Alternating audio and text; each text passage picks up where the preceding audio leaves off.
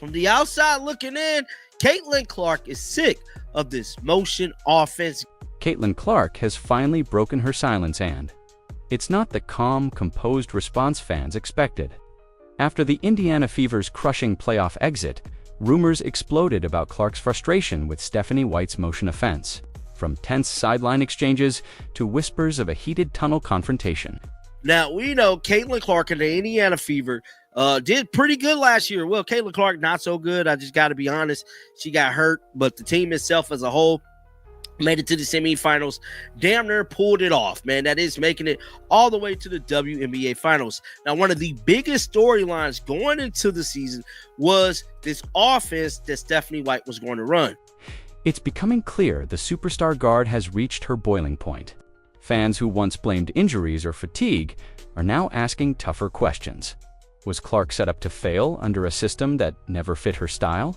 And what really happened behind those locker room doors when the cameras stopped rolling? This offense is not going to work, guys. At least for Caitlin. It's going to work for the Fever, but it's not going to work for Caitlin Clark and her style of play. I was vehemently adamant about that happening. For weeks, Caitlin Clark stayed quiet. No interviews, no social media posts, no subtle digs at her coach or teammates. Just silence. But that silence spoke volumes to anyone paying attention. Now, fast forward till today, we ultimately know how the season went. Caitlin Clark suffered injuries, and we did not see the Caitlin Clark we seen in past. We wanted to see the Caitlin Clark from Iowa. Now, I told y'all that Caitlin Clark was not going to work in this system, and it's proven to me that Stephanie White does not know how to coach Caitlin Clark. The Indiana Fever's season had ended, not with glory, but with exhaustion, confusion, and frustration. Clark, who once lit up arenas with her fearless energy and deep three-pointers, suddenly looked restrained, almost disconnected from the very game she revolutionized at Iowa. I believe we should have kept Christy Sides, because I believe the second half of that season, Christy Sides understood how to play Caitlin Clark. Christy Sides understood what type of player Caitlin Clark was and is. It wasn't just about losing. It was about how they lost trapped inside a system that seemed to smother her instincts. The Fever's motion offense, designed by head coach Stephanie White, was supposed to promote teamwork and fluid ball movement. On paper, it looked modern and balanced, but in reality, it turned Caitlin's explosive creativity into predictable, stagnant possessions. Stephanie White's style of offense caused a lot of these injuries, bro, because she got a lot of offensive players playing this long, aggressive defensive style when these are not defensive players. Like Kelsey Mitchell was not a defensive player. Now, granted, she stepped up a bunch on defense, but hence why her body shut down, bro. These are Stephanie White disasters causing these set problems to break down. Instead of letting her attack and dictate tempo, Clark was forced into rigid patterns, passing when she should be driving, waiting when she should be leading. Fans could see it. Analysts noticed it. Even opponents admitted it. This wasn't the Caitlin Clark they feared. Behind the scenes, small tensions began to bubble. Whispers of disagreements during practice, reports of heated timeouts. A viral clip of Clark throwing her arms up at White during a timeout started circulating on social media. Fans dissecting every frame like it was courtroom evidence. Now, this right here indicates to me Caitlin Clark's sick of that offense. Right there. Look, wind it back. Look. See that? Y'all see Caitlin throwing her hands up at Stephanie?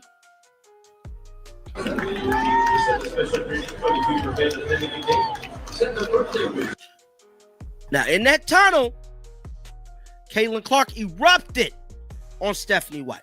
Then came the tunnel rumors. The alleged confrontation that insiders claimed was louder than any locker room pep talk. Whether or not the footage ever sees the light of day, the story had already spread like wildfire, and that's when Clark's silence became deafening. Everyone wanted to know if she'd speak out, if she'd defend her coach, or confirm the tension. But deep down, most fans knew what was coming. This wasn't the end of the story. Caitlin Clark was about to make her voice heard, and when she finally did, it would shake the entire WNBA to its core.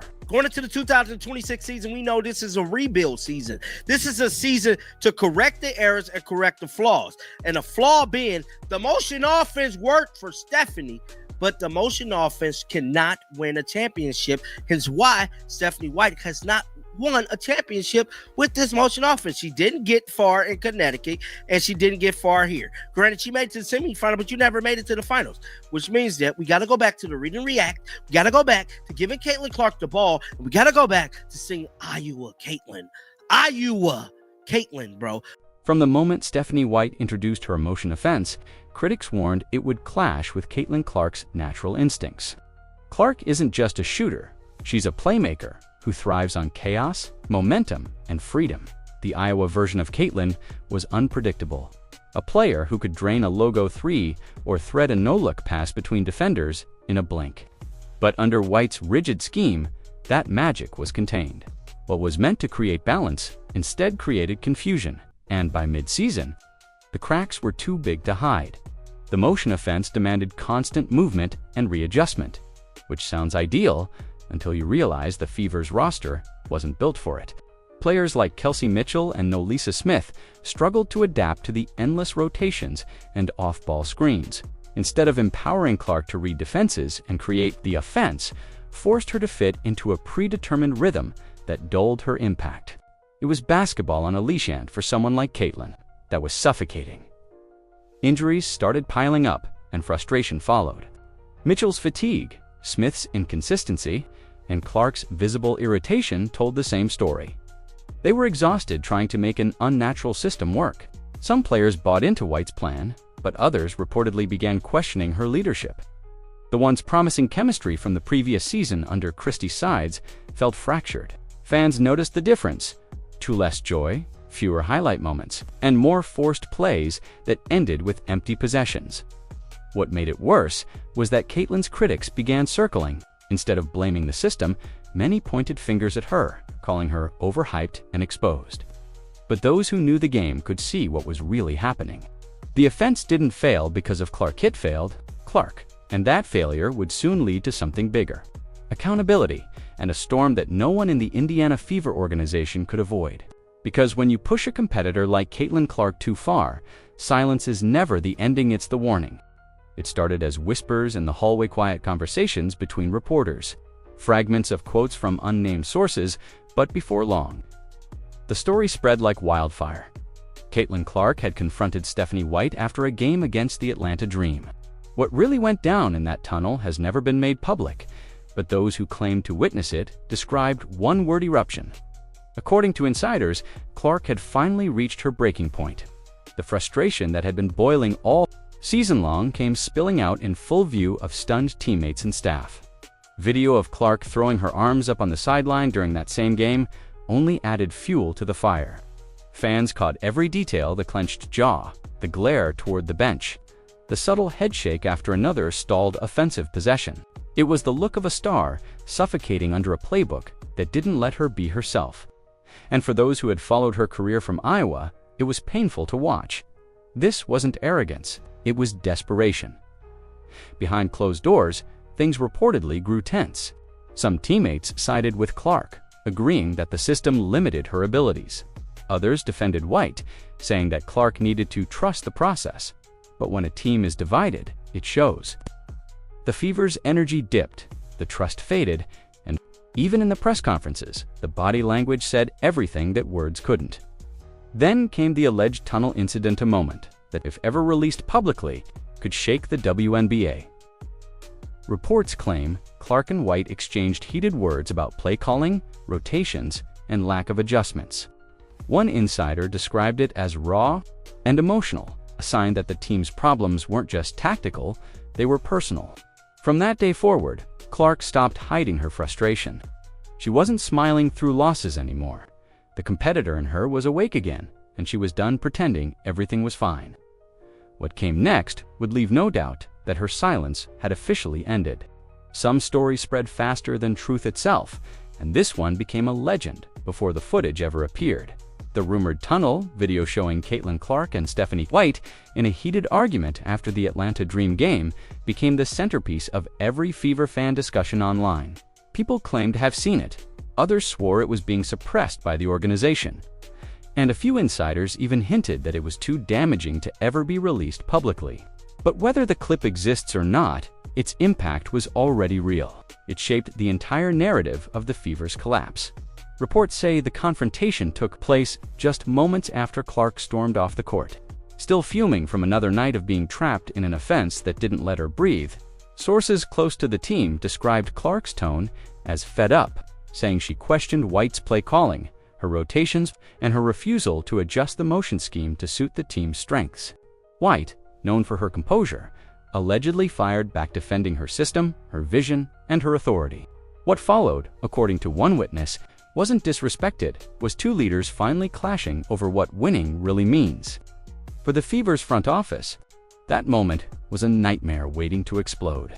The organization reportedly acted fast, locking down access to any leaked footage and warning players to avoid discussing it publicly. Within days, Indiana media began downplaying the rumors, labeling them exaggerated.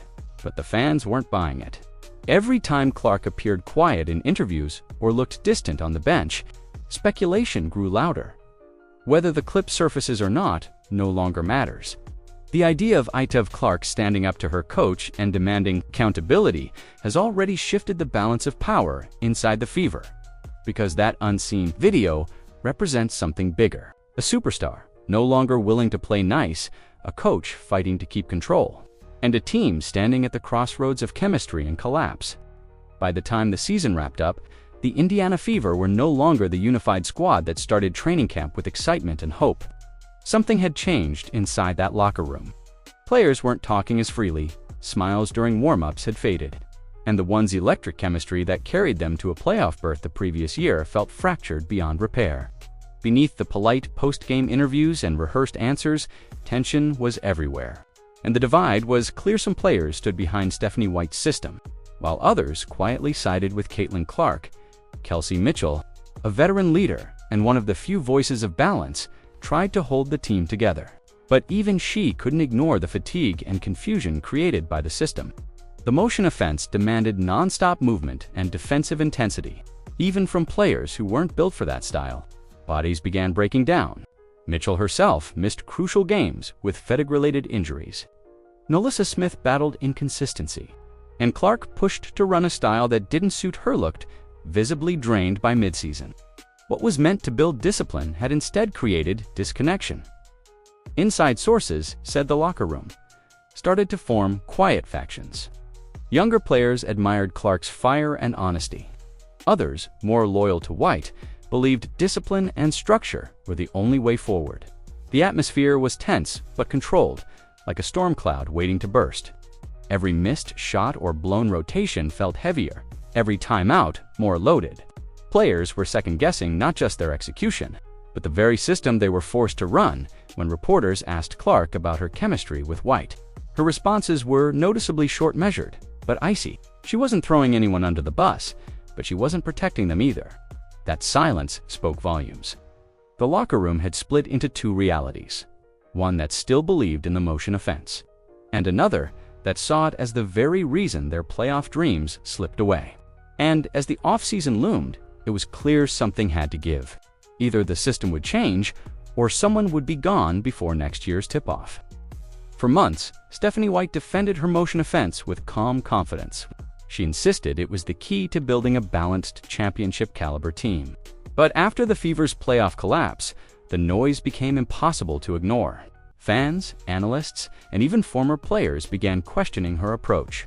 The same scheme that was praised for its discipline early in the season was now being blamed for stifling the league's brightest young star. And with Caitlin Clark's frustration now public, the narrative had turned. Stephanie White was no longer the mastermind of a rising team, but the coach accused of breaking her best weapon. Local reporters started asking tougher questions, and White's tone noticeably shifted. Gone were the relaxed, confident interviews from the start of the year. Her off-season appearances felt guarded, controlled. She avoided national outlets and limited her media to Indiana-based reporters, a move that raised even more eyebrows. It looked like she was staying in safe territory, avoiding the national spotlight that could press her on the growing controversy. Fans noticed, and the backlash only intensified. Critics pointed out that White had failed to adapt, both in Connecticut and now in Indiana. Her system looked good on paper, but consistently fell short in the postseason. They argued that her insistence on structure over flexibility wasn't leadership, it was stubbornness. Meanwhile, rumors spread that some Fever executives were quietly evaluating other coaching options behind the scenes. If things didn't change, White's seat was getting hotter by the day. But Stephanie White didn't back down. She believed the problem wasn't the system, it was execution. Her defenders said she was being scapegoated, while others called her out of touch. Still, one thing was undeniable: the harmony between coach and superstar was gone. And in today's WNBA, when a generational player like Caitlin Clark starts questioning her coach, it's not the player who usually loses her job, it's the coach. When Caitlin Clark finally spoke, it wasn't through a fiery press conference or an emotional interview, it was through her actions. During an off-season media appearance, her tone was calm but sharp, her words carefully chosen, yet impossible to misinterpret. She didn't name names, but everyone knew who she was talking about. Clark talked about needing to play free, about getting back to her instincts, and about systems that let players be themselves. For fans and insiders, that was all they needed to hear. The superstar had officially called out the system that tried to contain her. Almost instantly, her comments went viral. Clips flooded social media, fans cheering, others debating whether she had crossed the line. But one thing was certain: Caitlin was done pretending. This was no longer the quiet rookie trying to fit in. This was the leader speaking up for herself, and possibly for others who felt silenced by the rigid approach. The same fire that made her a legend at Iowa had returned, only now it burned brighter and more controlled. Her statement sparked a chain. Reaction across the WNBA. Analysts dissected every sentence. Teammates were asked to respond. Even rival players chimed in, some defending Clark, others warning that her comments might create unnecessary drama. Yet, drama or not, her words forced a conversation that the Fever had been avoiding for months. Could the team truly reach its potential if its best player wasn't allowed to play her game? Behind closed doors, the front office reportedly held meetings to address the fallout. There were whispers that Clark's camp wanted assurances that changes would be made before the next season. And in the middle of it all, Stephanie White remained silent, knowing that anything she said could ignite the flames even higher. Caitlin Clark had taken control of the narrative, and this time she wasn't backing down. The Indiana Fever now stand at a crossroads. The tension between Caitlin Clark and Stephanie White is no longer a rumor, it's the defining storyline of the franchise. Every decision moving forward will hinge on how the organization handles this fragile balance between its generational star and its embattled head coach. The front office can't afford to ignore the elephant in the room anymore. Clark's growing influence, combined with fan demand for change, has made one thing clear: the Fever can't keep running things the same way and expect different results. Inside league circles, executives are quietly watching how Indiana responds. Some insiders believe the front office will be forced to redesign the offense entirely, centering it around Clark's strengths instead of forcing her into a restrictive system. Others predict a deeper shakeup, a coaching change designed to reset the culture and rebuild trust within the locker room. Either way, the message from fans is unanimous: give Caitlin the freedom she earned, or risk losing her spark forever. Meanwhile, Clark herself has shifted her focus. She's training, rehabbing, and studying film, not just to improve, but to evolve.